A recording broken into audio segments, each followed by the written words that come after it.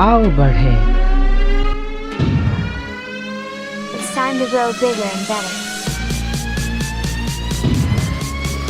It's time to make progress. It's time to achieve big. यीशु ने कहा कि तुम्हारी ज्योति इतनी चमके कि लोग तुम्हारे जीवन को देखकर परमेश्वर की महिमा करें। Let's get ready to move forward in life. परमेश्वर चाहता है कि आप आगे बढ़ो। रुकी हुई अवस्था में कभी भी परमेश्वर की महिमा नहीं होती। ये प्रोग्राम परमेश्वर के द्वारा अभिषेक है आप सबको आगे बढ़ाने के लिए। आओ बढ़े।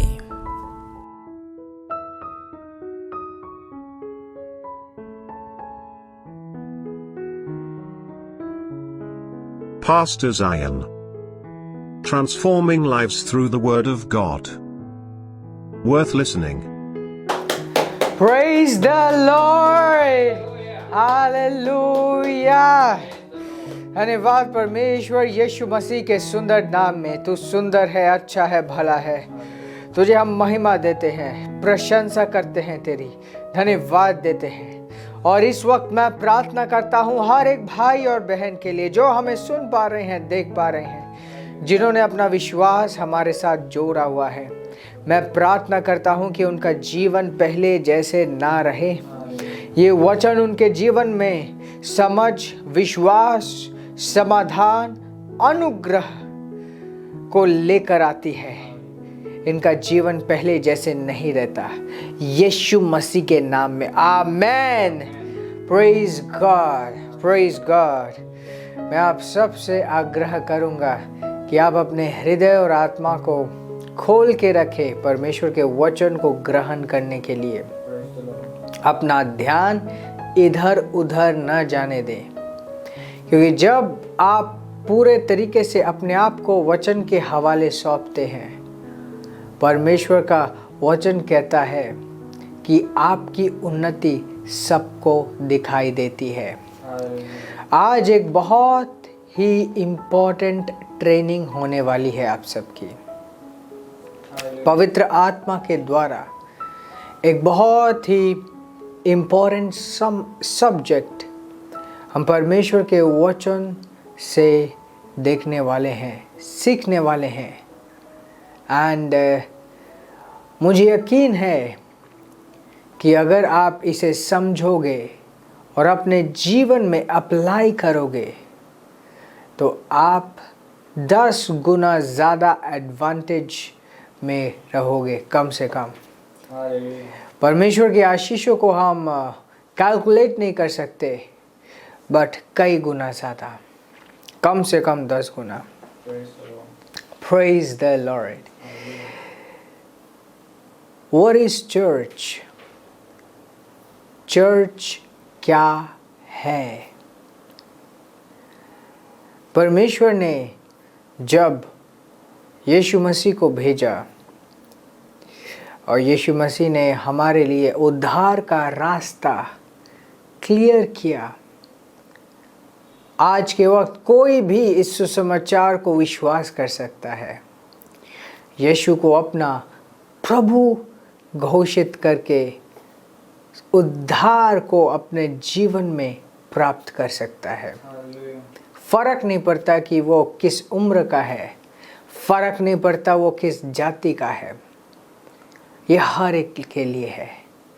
परंतु जब हम नए जन्मते हैं, जब हम उद्धार को प्राप्त करते हैं, एक बहुत बड़ी चीज़ होती है, वो ये कि हम दोबारा जन्मते हैं। आत्मिक जन्म होता है हमारा, आत्मा में नया जन्म पाते हैं। यस, पवित्र आत्मा के द्वारा हम परमेश्वर के पुत्र के जीवन को प्राप्त करते हैं। मतलब आज मसीह में आने के बाद मैं परमेश्वर का पुत्र हूँ। आप मसीह में आने के बाद अब परमेश्वर के बेटे या बेटी हैं। So what does that mean? अभी आपने एक नया जन्म पाया है, परमेश्वर के पुत्र का जन्म। परमेश्वर के पुत्र का जीवन आपके अंदर है। इसी के साथ और एक चीज भी हुई, वो ये है कि आप परमेश्वर का जो देह है उसके हिस्सा बन गए, उसके अंग बन गए, मसीह के देह का हिस्सा बन गए। हर वो व्यक्ति जो मसीह में है, आज वो आपका भाई या वो आपकी बहन है, क्योंकि आप उस आत्मिक परिवार या आत्मिक देह के हिस्सा बन चुके हो। और बाइबल साथ में ये भी दिखाती है कि हम सब एक दूसरे के अंग हैं। हम सब एक साथ मिलकर इस देह को पूरा करते हैं, और इस देह का सिर खुद प्रभु यीशु मसीह है। इस देह का सिर खुद प्रभु यीशु मसीह है। पृथ्वी में रहते हुए हम मसीह में आते हैं। परमेश्वर हमें एक व्यक्ति के साथ जोड़ता है, जो आपका पास्टर हो सकता है, टीचर हो सकता है, इवेंजलिस्ट हो सकता है। उसकी योजना में जो बेस्ट है उसे आपके साथ जोड़ता है, और वो व्यक्ति आपको एक कलीसिया के साथ जोड़ता है, एक मंडली के साथ जोड़ता है, जहाँ पे जिस मंडली में बाकी सब भी सेम विश्वास कर रहे होते हैं, बाकी सब प्रभु में रह रहे होते हैं। बाइबल दिखाती है जहाँ पे 2 या 3 व्यक्ति एक साथ होए, वहाँ पे प्रभु यीशु मसीह की चमत्कारी मौजूदगी उपस्थिति होती है। और एक चर्च 2 या 3 लोग जब एक साथ इकट्ठा हुए, वहीं से शुरू हो जाता है। नाउ ये जो चर्च जो कलीसिया के बारे में हम आज बात करें कि क्या है ये, इसको समझना बहुत ज़रूरी है, क्योंकि ये आपके जीवन से जुड़ा हुआ है, ये आपके तरक्की से जुड़ा हुआ है, या आपके प्रार्थनाओं के जवाब से जुड़ा हुआ है। जो व्यक्ति सही तरीके से मसीह के देह को समझता है, जो व्यक्ति सही तरीके से परमेश्वर के इस सेटअप को समझता है, वो परमेश्वर के अनुग्रह से प्लग इन हो जाता है, अनलिमिटेड सप्लाई से प्लग इन हो जाता है, उसके अनुग्रह से जुड़ जाता है। प्लग इन मतलब जुड़ जाता है। लेकिन बहुत से ऐसे लोग हैं जो ना समझ रखने के वजह से सब कुछ ट्राई करने के बावजूद भी अपने जीवन में परेशान रहते हैं। उनके जीवन के द्वारा दूसरों के जीवन में चमत्कार हो जाता है, परंतु वे खुद अपने जीवन में ज़्यादा कुछ कर नहीं पाते। परमेश्वर उन्हें एक चम्मच की तरह इस्तेमाल कर सकता है। उसके लिए ये बहुत इंपॉर्टेंट है कि सुसमाचार फैले, परंतु ना समझ होने के कारण परमेश्वर का अनुग्रह उसी के जीवन में काम नहीं करता। ऑफ कोर्स ऐसा संभव है। नाउ चर्च को, कलीसिया को परमेश्वर ने बहुत सारा अधिकार दिया हुआ है। इससे पहले कि मैं और इसके बारे में बताऊं, मैं एक समझ आपके पास लेके आया हूं। हम बात करते हैं परमेश्वर का राज्य। तो बाइबल को जब आप अध्ययन करेंगे, 2 तरीके के राज्यों के बारे में कहा गया है। एक है परमेश्वर का राज्य और एक है स्वर्ग राज्य। परमेश्वर का राज्य और स्वर्ग राज्य। बहुत बार न समझ होने के कारण दोनों को एक ही जैसे मान लिया जाता है। कोई सोचता है कि हाँ, परमेश्वर का राज्य मतलब ही स्वर्ग राज्य और स्वर्ग राज्य का मतलब ही परमेश्वर का राज्य, परंतु ऐसा नहीं है। परमेश्वर का राज का मतलब है जहाँ पे परमेश्वर का अधिकार कार्य करता है, मतलब सब कुछ, नरक से लेके स्वर्ग से लेके पृथ्वी से लेके हर एक चीज। समय आने पर शैतान को भी जांचा जाएगा, मतलब शैतान भी इससे अलग नहीं है। परमेश्वर का राज्य हर एक चीज इंक्लूड करता है। नाउ सेकंड, स्वर्ग का राज्य। स्वर्ग का राज्य वो है जो प्रभु यीशु मसीह ने स्थापित किया है, वो है स्वर्ग का राज्य, जो कि परमेश्वर के राज्य से अलग है। मतलब परमेश्वर के राज्य के अंदर स्वर्ग का राज्य भी है, परंतु ये जो स्वर्ग का राज्य है, इस राज्य को दिया गया है कि वो बाकी हर एक राज्य के ऊपर राज करे। मतलब स्वर्ग का अधिकार हर एक चीज के ऊपर है, और इस स्वर्ग के राज्य का जो राजा है, जो राजाओं का राजा है, वो है हमारा राजा, परमेश्वर का पुत्र प्रभु यीशु मसीह। Praise God. नाउ अगर मैं आपको बताऊं, ये स्वर्ग का राज्य चर्च में है। ये स्वर्ग का राज्य परमेश्वर ने कलीसिया में दिया है। क्या कहती है परमेश्वर का वचन? कहते हैं कि अगर तुम दो लोग भी किसी विषय के ऊपर एग्री करो, मतलब तुम दोनों लोग, मतलब दो विश्वासी एक साथ मिलके प्रेयर ऑफ एग्रीमेंट करे कि एग्री करे कि यह हो जाना चाहिए, तो वो बंध जाएगा, हो जाएगा। Look at the power. इस अधिकार को देखो। ये गलत नहीं होगा अगर मैं कहूं कि चर्च सिर्फ प्लेस ऑफ वर्शिप नहीं है, ये प्लेस ऑफ गवर्नेंस है। परमेश्वर का देह वो है जिसको परमेश्वर ने अधिकार दिया है इस पृथ्वी के गतिविधियों को नियंत्रण करने का।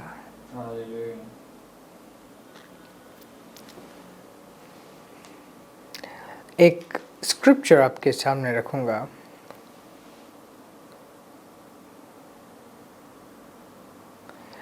ओके, और ये है रोमियो की पुस्तक 12:2, book of Romans chapter 12 verse 2। ये कहता है, ध्यान दीजिए, And be not conformed to this world, but be you transformed by renewing your mind। मतलब इस दुनिया से सीमित ना रहो, तुम बदल जाओ अपने दिमाग को बदल कर। That ye may prove, ताकि तुम ये प्रूव कर पाओ, जांच कर पाओ, स्क्रूटनाइज कर पाओ। प्रूफ करना मतलब तलाशी लेकर अप्रूव करना, आप समझ रहे? What is that good and acceptable and perfect will of God? क्या वो चीज अच्छी, स्वीकृत और सिद्ध परमेश्वर की इच्छा है। आप सिक्योरिटी गेट क्रॉस करते हो, राइट? वहाँ पे एक ऑफिसर रहता है, चेक करता है कि अच्छा ये सही है या गलत है। वो कहते कि नहीं ये क्लीन है, ये इसे प्रूफ कर दिया कि अच्छा ये क्लीन है, तुम जा सकते हो। ये कहते कि दुनिया के गुलाम ना बनो, परंतु बदल जाओ अपने सोच को बदल कर। कैसे बदलोगे? परमेश्वर के वचन के द्वारा रिप्लेस करोगे। वचन के द्वारा खुद के दिमाग को आप रिप्लेस करोगे। और वो कहते हैं फिर तुम प्रूफ कर पाओगे कि क्या सही है क्या गलत है ना। What does that mean?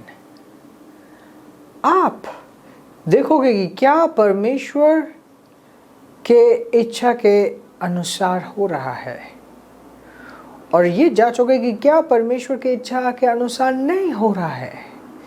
जो परमेश्वर की इच्छा के अनुसार नहीं हो रहा है उसको आप रोकोगे, और जो परमेश्वर के इच्छा के अनुसार होना चाहिए उसको आप घटाओगे। इफिसियों की पुस्तक दूसरा अध्याय 6 आयत, और ये कहता है कि and hath raised us up together and made us sit together in heavenly places in Christ Jesus. उसने हमें एक साथ उठाया और उन स्वर्गीय स्थानों में बिठाया प्रभु यीशु मसीह के साथ। ये कौन सा स्थान है? ये वही स्थान है जिसे और एक जगह पे लिखा गया है at the right hand, परमेश्वर का दाहिना हाथ के पास।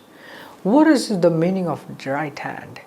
Right hand का क्या अर्थ है? दाहिना हाथ का अर्थ है अधिकार का स्थान। अधिकार का स्थान मतलब आपको अधिकार दिया गया है पृथ्वी की गतिविधियों को बदलने का। प्रभु यीशु मसीह राजाओं का राजा है, परंतु उसके साथ आप राज करते हैं। जब आप कोई भी चीज देखते कि ये तो सही नहीं है, आप उन चीजों को रोकते हैं, और जब देखते कि ये सिद्ध इच्छा है, ये होना चाहिए, आप उन चीजों को घटाते हैं।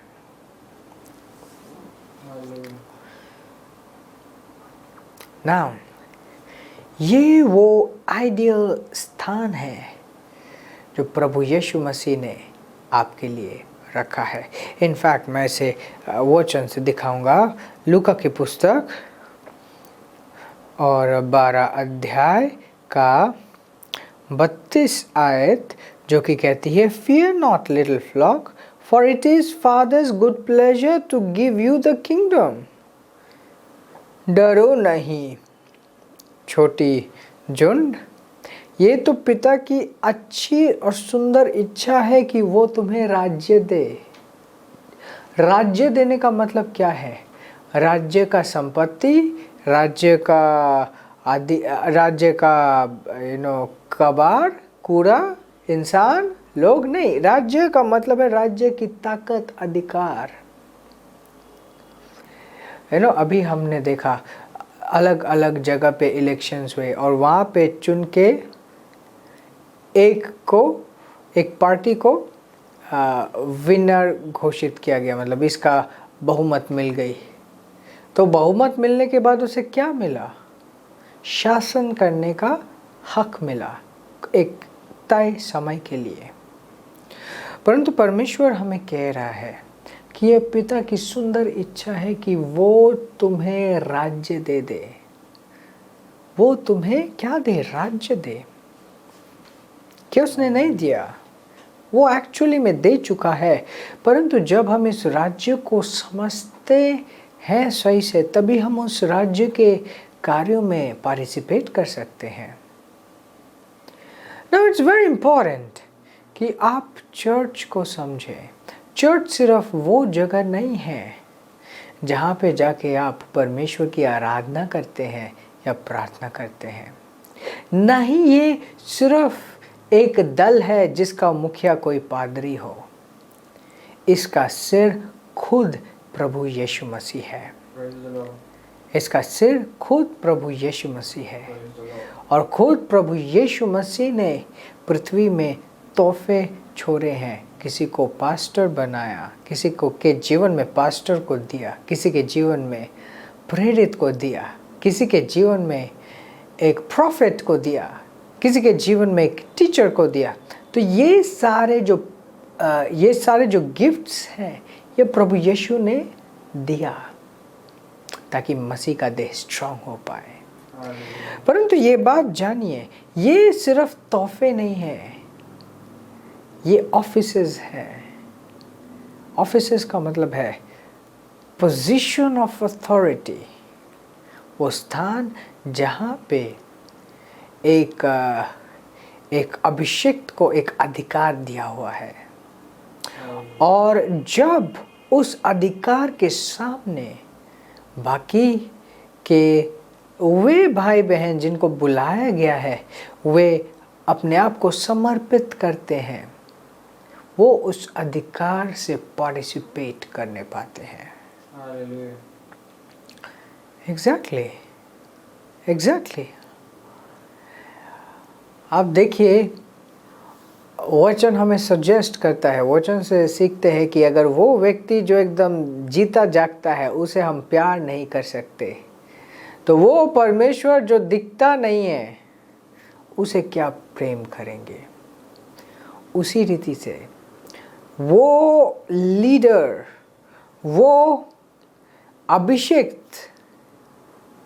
जो हाड़ मास में आपके सामने है, उसके सामने आप समर्पण नहीं कर सकते, तो आप वो प्रभु यीशु मसीह जो अभी पृथ्वी में दिखाई नहीं देता उसके प्रति कैसे समर्पण करोगे। Now I want to tell you, बहुत सारे लोग जो आत्मिक नहीं है ऐसा क्वेश्चन पूछते हैं कि ओके पादरी बनने के लिए हमें क्या करना पड़ेगा। उन्हें लगता है कि ओके कोई एक डिग्री किसी ने ले लिया, कहीं से ट्रेनिंग ले लिया, तो उसके बाद वे पादरी बन जाएंगे या वे कोई एक सेवक बन जाएंगे। फर्स्टली हर एक व्यक्ति बुलाया गया है सेवक के कार्य के लिए, परंतु हर एक व्यक्ति के पास एक स्पेशल वर्क पवित्र आत्मा ने दिया है। नाउ ये परमेश्वर है जो चुनता है, ये परमेश्वर है जो चुनता है और बुलाता है। ये परमेश्वर था जिसने दाऊद को चुना, यंग, वेरी यंग। नाउ एक व्यक्ति जिसके पास ये चुनाव है, जब वो कार्य करेगा, जब वो सेवकाई का कार्य करेगा, परमेश्वर की सामर्थ उसके कार्य में दिखाई देगी। और जिसके पास ये चुनाव नहीं है, परमेश्वर का चुनाव नहीं है, चाहे उसके पास कितनी सारी डिग्रियां क्यों ना हो, थियोलॉजी की डिग्री हो, डिविनिटी की डिग्री हो, उसका कोई सामर्थ उसके जीवन में नहीं दिखाई देगा।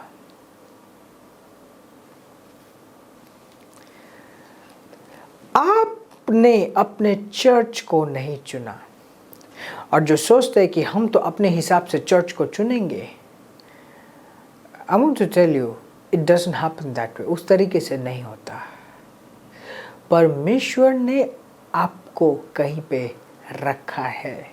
आप नए जन्मे हो खुद के वजह से नहीं, कोई आया आपके जीवन में सुसमाचार को प्रचार करने के लिए, और आज के डेट में आप किसी को सुन रहे हो जिसके वजह से आप आत्मा में उन्नति कर रहे हो। ये इम्पोर्टेंट है, बहुत ही ज़्यादा इम्पोर्टेंट है कि उस जगह को आइडेंटिफाई करो। ये सिर्फ प्रार्थना करने की जगह नहीं है, ये सिर्फ पास्टर के पीछे चलने वाली जगह नहीं है, ये परमेश्वर का, स्वर्ग का, राज्य का मैनिफेस्टेशन है। Praise the Lord। So when you understand that, कुछ लोग हैं जिनके जीवन को आप देखोगे लगेगा इतने सरलता से आगे बढ़ रहा है, अनुग्रह ही अनुग्रह। क्यों? क्योंकि वो इस राज्य को समझ चुका है, सही तरीके से वे राज्य के साथ जुड़ा हुआ है, राज्य का हिस्सा बना है। और ऐसे बहुत सारे लोग मिल जाएंगे जिनको बाइबल की बतेरी नॉलेज है, जिनका विश्वास बहुत ज़्यादा है, फिर भी अनुग्रह उनके जीवन में दिखाई नहीं देता। क्यों? कोई कहता है कि मेरा मुट्ठी बहुत तेज है। ये मुट्ठी इतना स्ट्रांग कैसे होगा अगर ये कलाई से ही ना जुड़ा रहे? जितना भी स्ट्रांग हो जाए किसी काम का नहीं अगर ये अलग किसी एक प्लेट में पड़ा हो, अलग कहीं पे गिरा पड़ा हो। क्या हम किसी मुट्ठी को यहाँ से जोड़ सकते हैं? यहाँ से मुट्ठी निकली? नो, मुट्ठी को हाथ में ही जोड़ना पड़ेगा, तभी वो देह का हिस्सा सही तरीके से बन पाएगा। Praise the Lord। यदि आप किसी भी जगह से नहीं जुड़े, ये माध्यम है जिसके द्वारा परमेश्वर आपको रीच आउट कर रहा है। एंड मैं आपको इनवाइट करता हूँ हमारे आत्मिक परिवार का हिस्सा बनने के लिए। नया साल आने वाला है। पिछले साल जो कुछ भी हुआ क्यों ना हो, आपका अगला साल पिछले साल जैसा नहीं होना चाहिए, उससे कई गुना ज़्यादा बेहतर होना चाहिए। और ये संभव है एकमात्र परमेश्वर के साथ संगति के द्वारा। व्हाट्सएप नंबर यहाँ पे व्हाट्सएप नंबर है, get in touch with us कि पास्टर मैं चाहता हूँ आगे बढ़ना, एक मेंटर, एक आत्मिक कवच में आके कलेशिया के साथ जुड़ के मैं बढ़ना चाहता हूँ। We'll help you grow. We'll help you grow. Praise the Lord. Praise the Lord.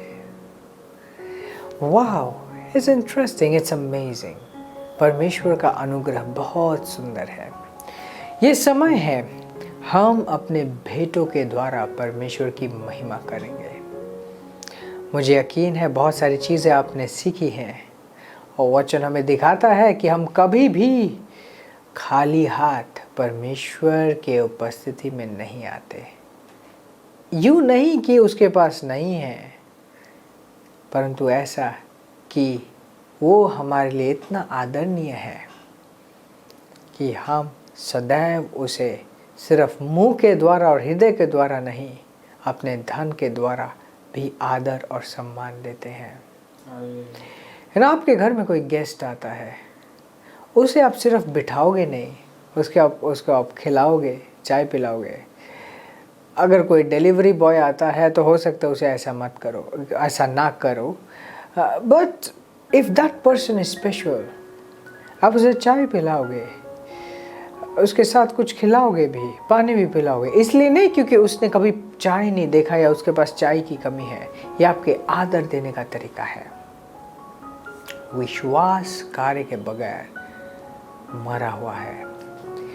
So when we से धन्यवाद पिता, और उसके साथ हम राज्य में धन्यवाद की भेंट लेके आते हैं, दैट इज अ स्टेटमेंट। पवित्र आत्मा एक हक प्राप्त करती है आपके ऊपर कि आपके जीवन में हक के साथ कार्य कर पाए। So it's time you give, ये समय है आप अपने भेंटों को दें और मैं आपके लिए प्रार्थना करूंगा। धन्यवाद परमेश्वर, प्रभु यीशु मसीह के नाम में इन सारे भाइयों बहनों के लिए जिन्होंने अपना विश्वास जोड़ा और जो अभी अपने भेंटों को दे रहे हैं। मैं सेलिब्रेट करता हूँ इनके जीवन को और धन्यवाद देता हूँ इनके जीवनों के लिए और प्रार्थना करता हूँ कि विश्वास में ये बढ़ते हैं, तेरे आत्मा के समझ में ये बढ़ते हैं। इनका जीवन पहले जैसे नहीं रहता, यीशु के नाम, आमीन। यदि इस वक्त कोई भी किसी भी परिस्थिति में फंसे हुए हैं, यीशु के नाम में उस शैतान की आत्मा को मैं डांटता हूँ और संपूर्ण समाधान को मैं इनके जीवन के ऊपर उंडेलता हूँ यीशु मसीह के नाम में, आमीन। परमेश्वर का वचन जीवन और आत्मा है, ये सिर्फ काउंसलिंग नहीं है। इन वचनों को आप दोबारा सुन सकते हैं मेरे YouTube चैनल या Facebook चैनल में। जितना आप सुनेंगे उतना आपके जीवन में महानता का निर्माण होगा। आशीषित रहें और आगे बढ़ते रहें। When Jesus says, nobody can say no. When Jesus says, nobody can say no. This program is brought to you by Ambassadors of Zion Church, making the world a better place.